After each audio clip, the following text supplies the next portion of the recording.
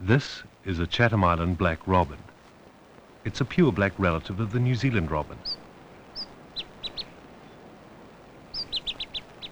There are 7 robins in our story, and each has its own song, just as each has its own leg band. This female is the heroine of our story. She's known as Blue, and she's just 1 year old. But each of the 7 birds is known intimately. White is a 3-year-old male, already into old age by robin standards. And Red, another male, has the lead role in our story. But why only 7 black robins? The answer, quite simply, is that these 7 are all that remain of their species. And now they've become famous for the worst kind of reason. It's because the black robin has become the rarest bird in the world.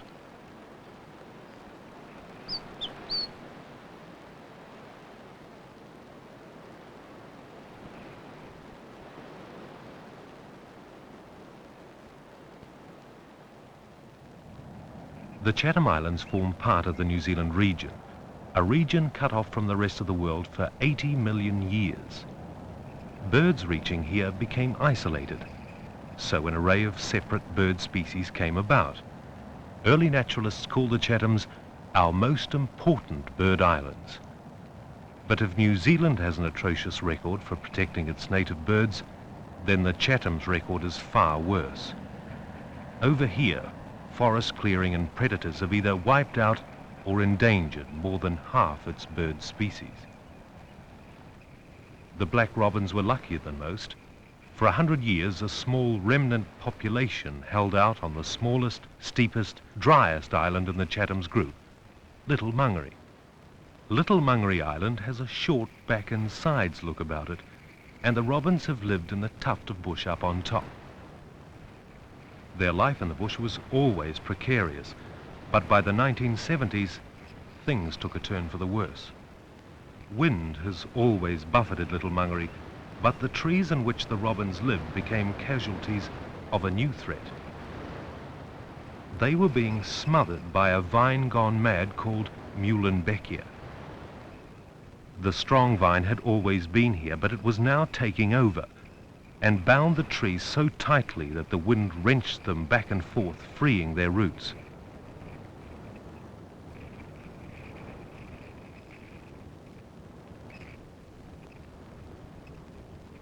And the trees were being further undermined by seabirds. Tens of thousands of muttonbird burrows left the earth crusty and pitted. With this combined pressure from above and below, healthy trees simply toppled over. The trees were literally falling about the robins' ears, and in this dark, lifeless forest, their numbers fell from 17 to 8 in 3 years. They were trapped. The only hope for the robins was a new start in a new forest. Indeed, a small but vigorously growing forest was to be found on Mangere Island, and it was only across a short 400-metre gap from Little Mangere. But sadly, this Garden of Eden might just as well have been 1,000,000 miles away for all its use to the robins. This forest could be their salvation, but the birds could never get here on their own. The frail robins couldn't possibly fly this gap, but as a final attempt to save the species, they could be taken across. New Zealand's Wildlife Service had been watching the robins over several years, hoping that a transfer wouldn't be necessary. However, in case it was, they were planting seedlings on Mangere Island to expand the existing forest. On other parts of Mangere Island, a new forest was already in the making, but as it grew, they were still unwilling to bring the birds across. But by late 1975, there was not the slightest evidence for the birds' recovery. and each robin death became one more reason for getting them off the island. The black robin transfer would be by far the most difficult ever attempted. Several other birds had been moved from islands where they faced trouble. Indeed, on the shores of one Chatham Island lives a bird whose transfer story caused a few red faces.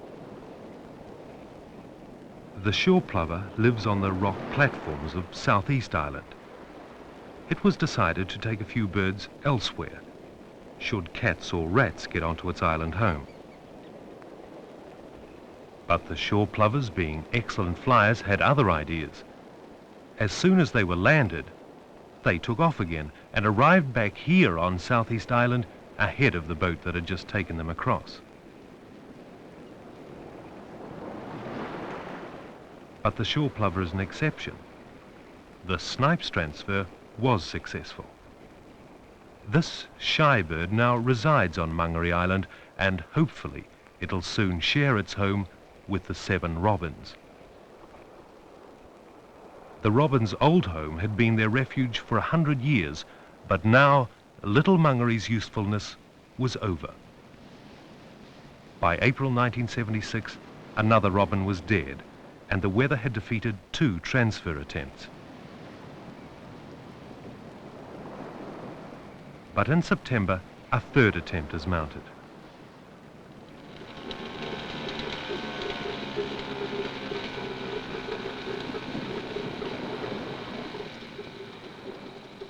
The robin transfer is of highest priority for the Wildlife Service. Personnel have come to the Chathams from several other projects, and they'll stay here for as long as the job takes. Every item for a month's stay, including drinking water, is carried up the 600-foot side of Little Mangere.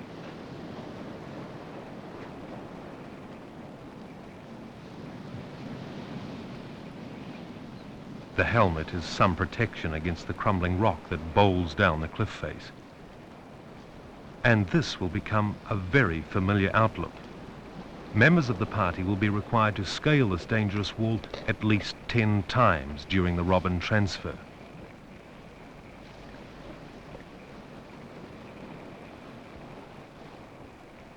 The birds are considered so precious and the cliff so dangerous that they'll be brought one at a time down the 600-foot cliff. But the danger doesn't end here. Across on Mangere Island, another party scouts for a landing place. Not bad here, Tony. It's a bit rough there, look. Yeah, that's breaking along there. That's no good. We'll have to look along a bit further, I think.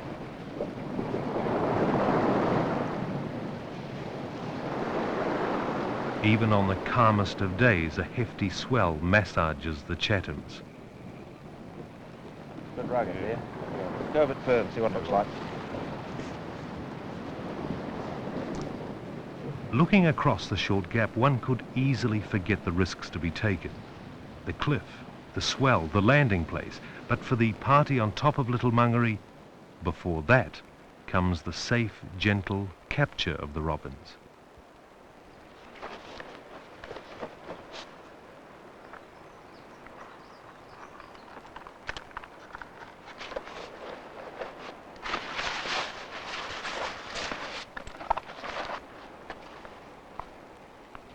There's much experience among the birdmen.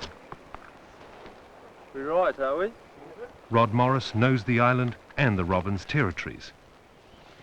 Andy Marden is the trainee. Don Merton, who has bailed out many of our endangered birds. And Dick Veach, a highly competent bird trapper.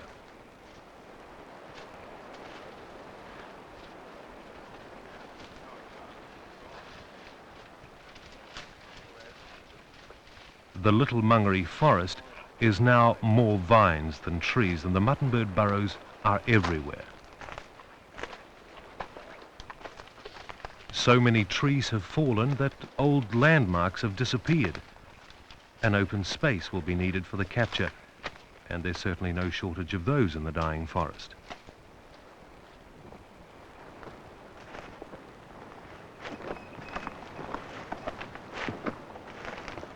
Oh, this looks good. Nice and sheltered. Not too bad here. Good line here. Another one up over here. Make a square out of them, Don. Here, we could put one right through here. And One up over here too. another one this angle. Birds go from here to here, you see. Okay, nets Around out. the periphery. Right. There's a number of ways of safely trapping birds, but the method employed for the robins is a mist net. Stringed on. Oh. Net. Small mesh. Light one.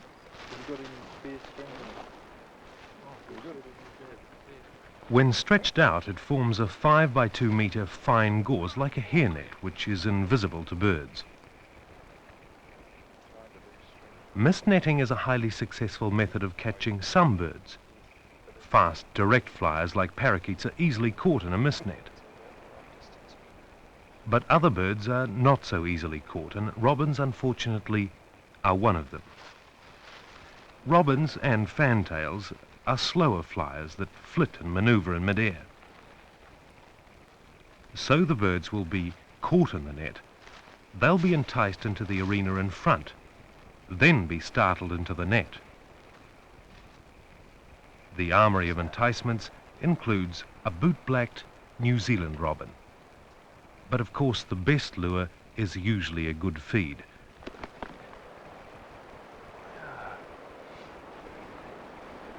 Robins are insect eaters, and what robin could possibly resist a meal of wethers and native mealworms? Sorry about this. What? Or indeed, how could a bird resist Don Merton's seductive robin call?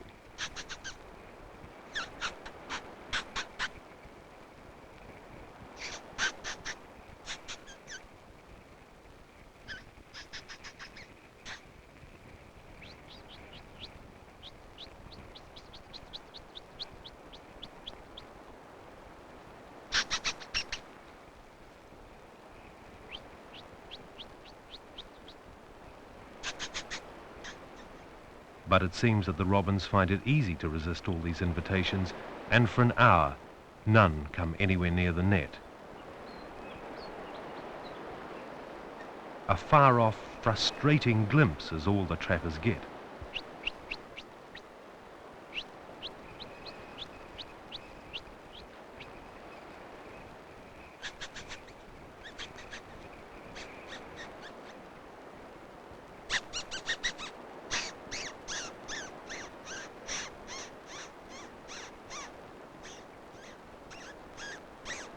But then one bird shows more than casual interest.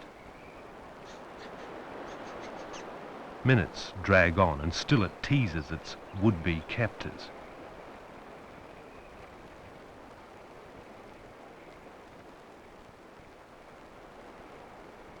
But the team have one final ploy.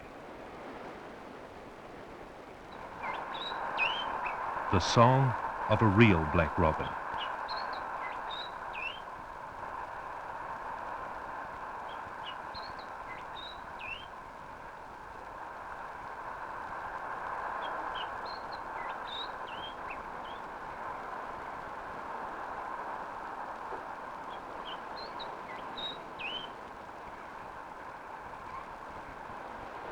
And it looks as if it might work.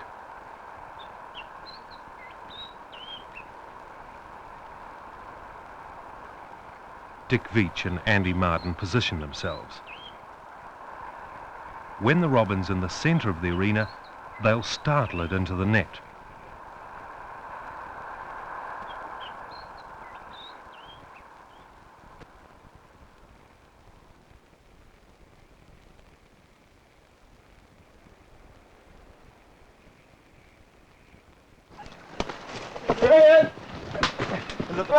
Yeah. Jenny. They've caught it. The bird is firmly tangled. It must be freed quickly but gently. Oh, that's really good. And this is where Don Merton's skill is essential. From this point on, any stress could kill the robin.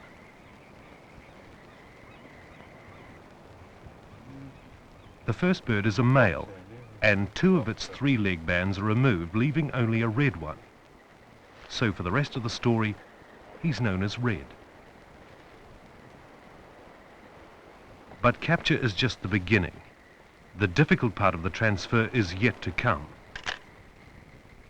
If all goes well, Red will be the first black robin to leave Little Mangere Island in more than 100 years. And he'll be leaving the island on his own in a box. Open up. Cloth up. Right up, right up. The muslin round the wrist prevents his premature escape. That's it.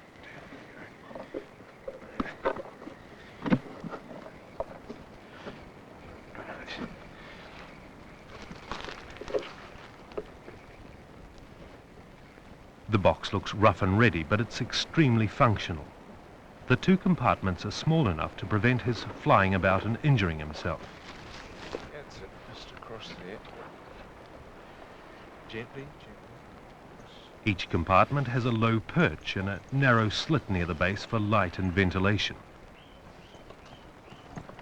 Nice and tight. I'm going to fall off. The floor is lined with leaves and juicy insects, should Red become peckish on his historic journey. But during the journey, it's unlikely that Red will eat the insects provided because of his understandably stressed condition. Robins have a high metabolic rate. They feed on small amounts all day, so the bird must be got to his new home as fast as the cliff will allow.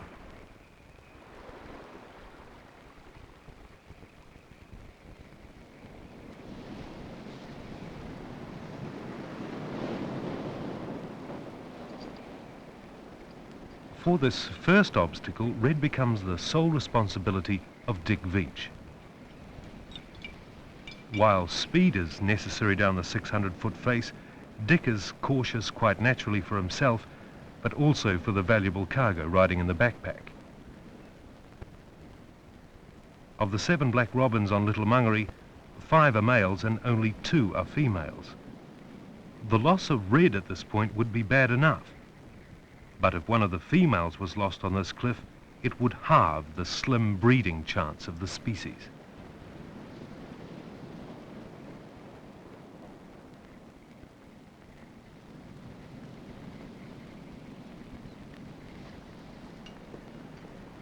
But Red is in good hands.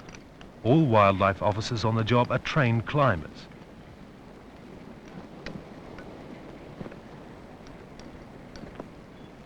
"10 minutes down, 20 minutes and 400 feet to go.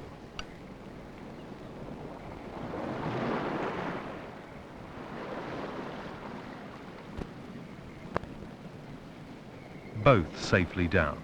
The entire operation now revolves around Dick Veitch and the box on his back.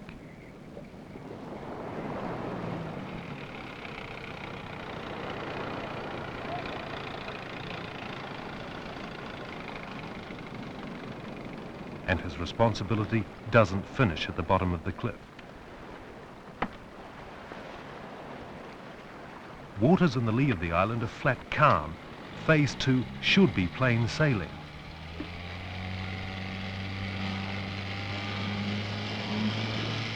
Red's transfer began in the early morning, to give him as many daylight hours as possible to find himself food and shelter for the first night in the new forest.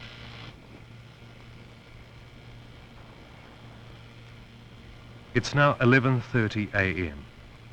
Too late for another bird to be caught and transferred today.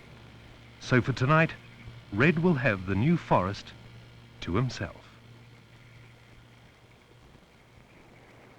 And the new forest seems to be straight from a real estate agent's brochure. It has few vines or burrows.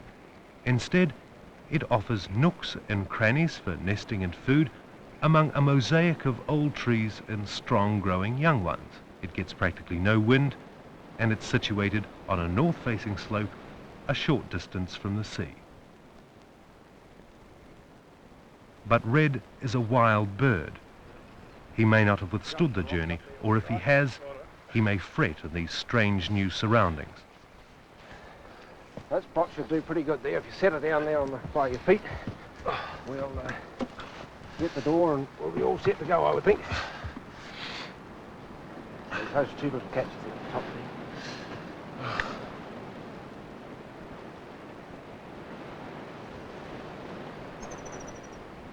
He's made it. A transfer of black robins is possible, so far. It's in the bush. He made a little warble as he went over the top of the scrub. Over. He's still calling now. Roger. If you listen hard, you might hear him sing. Oh, beauty. That's really good.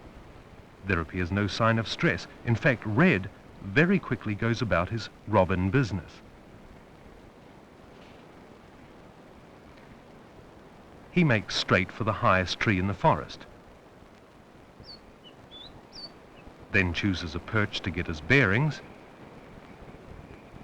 and loudly proclaims his presence.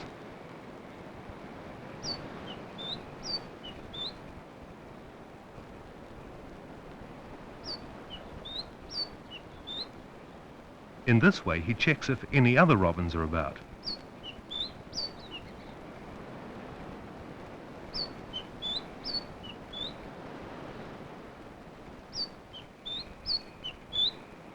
No robins here, only a parakeet, the rare Forbes parakeet.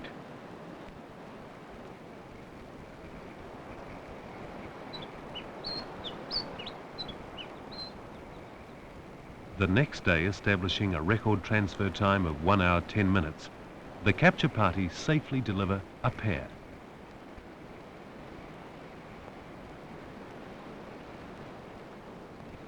The female brought across is the young bird Blue, and hopefully she'll soon nest for the first time.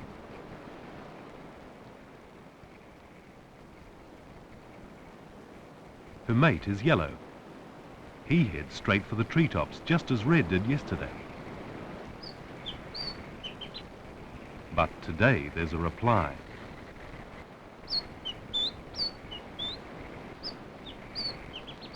While Yellow was still making his territory claim, Red, the veteran of the forest, comes to ground. He ignores Yellow's call. Instead, he focuses attention on the female Blue. Then boldly moves in with a juicy offering and claims Blue as his mate. Red and Blue thus form a pair bond, and Yellow becomes the lone bird. Tomorrow, another pair will be landed. And Yellow, with a little confidence in a large insect, may yet regain a mate.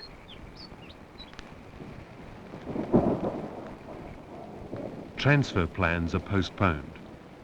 The boat pilot wisely refuses to make a crossing. Rain confines the parties in camp for 2 days, and it's not until the 3rd day that another trip is made. The female brought across is Green. She's 9 years old, a grand age for any robin, but she's never raised a chick. Her mate is White, and his behavior is identical to the other males. He too heads straight for the treetops.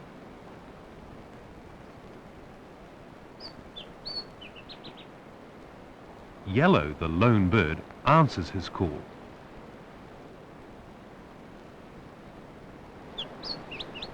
Then remarkably moves in on the female Green. So Yellow and Green become a pair. And White, still confused by his new surroundings, becomes the lone bird of the group.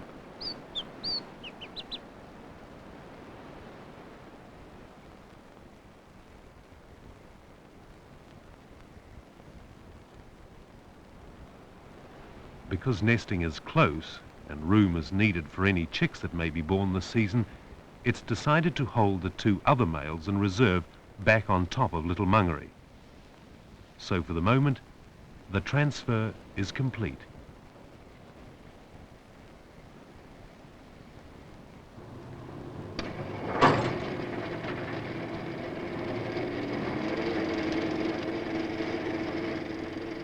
6 months elapse before another expedition comes to learn the outcome of this most unusual transfer. This party would decide whether the population crash had been halted or if the 2 females had failed to breed.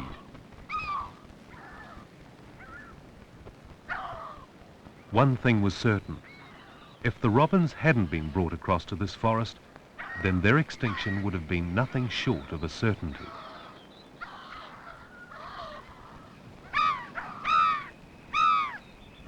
The Chatham Islands skua. It recognizes man only as an intruder and deals with him accordingly.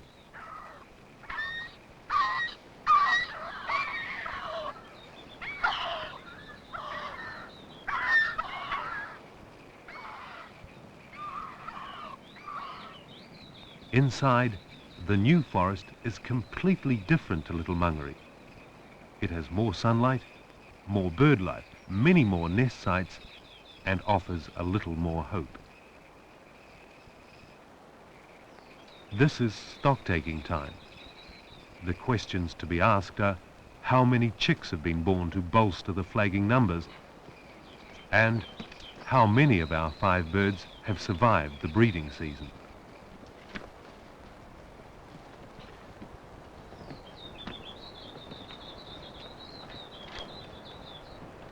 Here's one. Yeah, red? I can't get the other one. Oh, it's yellow. Is it? It's yellow, yeah.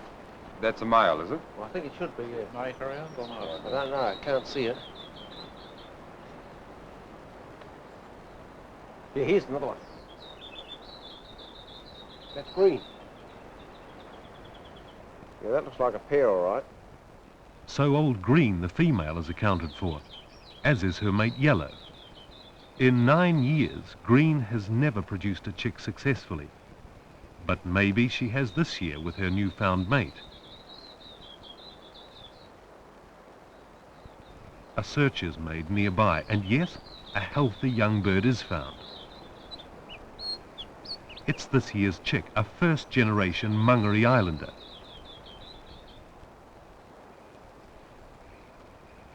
So it's now with a little more confidence that the search for the other birds goes on.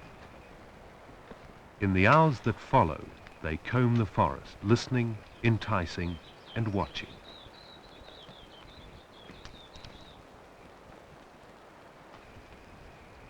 The female Blue, and on the same branch, our friend Red. But these are the only birds found. They conclude that White has died. So they're 1 bird down and only 1 up. And thankfully the chick is a female. She'll need a mate, so the 2 bachelors left on Little Mangere will be brought across. The female chick also meant that there could now be 3 breeding pairs. So the short-term aim of the transfer had been achieved.